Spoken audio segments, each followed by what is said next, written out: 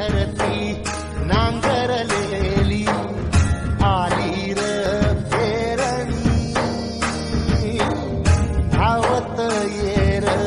काळ्या मेघा कृपा आता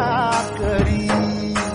चिंब होऊ दे धरणी रान सार आबादानी जीव जळ तुळ्यावानी देवा